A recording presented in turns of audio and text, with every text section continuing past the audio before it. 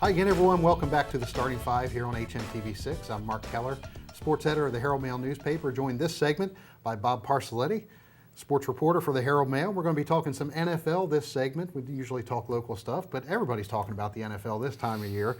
And big news on Wednesday was that Baltimore Ravens linebacker Ray Lewis announced that he's going to retire at the end of this season, whenever the end of the season comes for the Baltimore Ravens. And Bob, 17 years in the league. He started his career in 1996, the same year that the Ravens originated after moving from Cleveland. What is his legacy in Baltimore and in the NFL? Well, I think he's sort of redefined the middle linebacking position again. All those years back in the old days with the Mike Curtises and the Dick Butkuses and all that stuff, that all those guys were the cornerstones of the defense.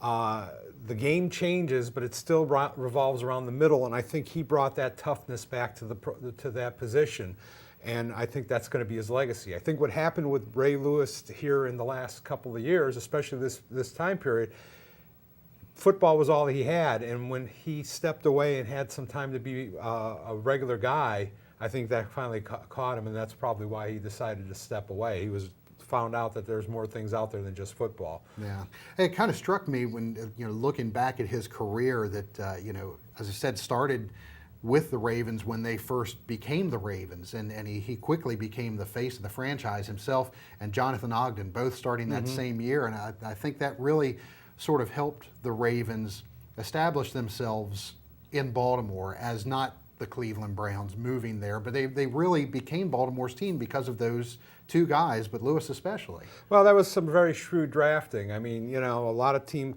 it's kind of interesting. You see teams move into areas and they always try to put their best team out there to start out. They really try to, put a big product out there because it's marketing. And by coming in with Ray Lewis and Jonathan Ogden, I mean, they got the guy to guard the left side, guard the back side of the offense, which is important, and you got the guy in the middle.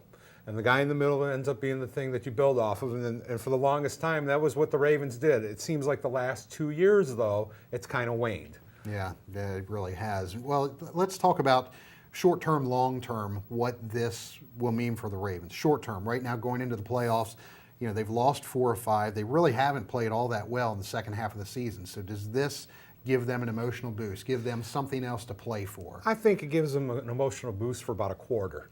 I mean, I think when they go out there, and I mean, he's going to be playing his game, and he'll probably come out and do his dance, and I mean, everybody will be pumped for it. But there are still some real problems in that defense. The secondary's not that strong, really. I mean, Ed Reed's back there, and he's still good, but they have some questions back there.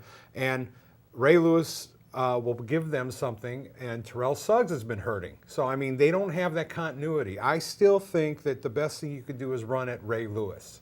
I think when you see him and when he's at his best, he's chasing people down. But if you're running at him and you got somebody blocking, you can take care of him. So I think that if they run at him and somebody cuts back on them, they're still going to be vulnerable. Yeah. And then how about long term? Does this now sort of free the Ravens up to remake what's become an aging defense? Well, they're going to have to address that finally. I really think so. I mean, you see how they've been building up on the front line more.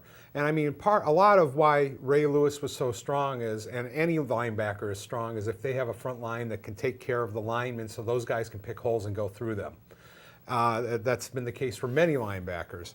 And so they're building on the front line. Suggs may be the guy that they turn to be the mainstay in the back of in the linebacking core, but I still think they're going to have to find somebody else to help them because the defenses are being more and more important off the edge to force that guy in the middle. So they're going to have to find some more speed on the outside to bring everybody to the middle so it's easier to hit.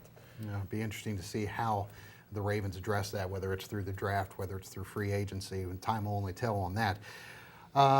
Black Monday for coaches, bad day Monday. 7 head coaches lost their jobs on Monday, including Andy Reid of Philadelphia, Lovie Smith of Chicago, Ken Whisenhunt of Arizona. All 3 of these guys took their teams to the Super Bowl somewhat recently. Do you think all 3 will land head coaching jobs before next season? Well, I think Reid's an automatic. They're looking at him in Kansas City and they're looking at him in Arizona. I personally, out of the 3, I really like Whisenhunt. I think he's going to be a good coach. If not this year, maybe he'll do the Jeff Fisher out and take a year off and come back. But I really like him. I think he's really a good coach. I just don't think he had the right things around him. And then you look at Lovie Smith. I think he's a good coach too. I think he was brought down by a losing streak and some problems around the quarterbacking because when Jay Cutler got hurt. So, I mean, a lot of things, and things happen very fast in the NFL now. It doesn't take, with only a 16-game season, it only takes 1 or 2 games to put you in or out of the playoffs. And I think that was the problem with both of these, both Whisenhunt and Lovie Smith. Whisenhunt, I mean, he started out 4-0, and then the pegs went out because they had quarterback and front line problems. Yeah, Arizona's had quarterback troubles ever since Kurt Warner retired, really, and losing 11 of their last 12 games this season. Let's take a real quick look at this weekend's playoff schedule. Start with Sunday. The 2 teams of local interest will be playing, and 3 rookie quarterbacks make their playoff debuts. Let's start at 1 o'clock. The Indianapolis Colts return to Baltimore to face the Ravens. Andrew Luck facing Lewis and the Ravens defense. What do you think? I think the thing that you come up with here first is you have to figure out the emotions of it all. You got a lot of rookies, like you said, playing first experiences, so you got to see how they handle that. For the Ravens, you know, they've always been knocking on the door in the Joe Flacco era, and they haven't gotten through it for some reason or another. I think that this could be a very tight game. I wouldn't be surprised to see the Colts win it, though. They've been riding a lot of emotion, but, I think this one can go either way. Yeah, I like the Colts in that one. I'll go with the Colts. At 4:30, you get the Seattle Seahawks coming to Washington to face the Redskins. Won 7 in a row. The Seahawks 8-0 at home, 3-5 on the road. Russell Wilson against Robert Griffin III. What do you think? I like the way the Redskins are playing. I think Mike Shanahan finally got the team that he's been looking for the entire time he's been here. He's got another running back that he snuck out of nowhere to create something in Alfred Morris. And that really, I think, makes his ability makes RG3 more dangerous because they have to honor him. They don't have to just watch for Robert Griffin III. With Seattle and Russell Wilson, he kind of reminds me of Doug Flutie in a way. There's been a couple of plays where he's run all over the place just to gain 4 yards, and he's run about 90 to get there. He's added a lot of diversity, and Marshawn Lynch has been awesome for them lately. So it could be a really interesting game there, and I really wouldn't be surprised if Seattle pulls this thing out just because of that. We'll see how it all turns out. Talk more about it next week. More on the starting 5 coming up real soon.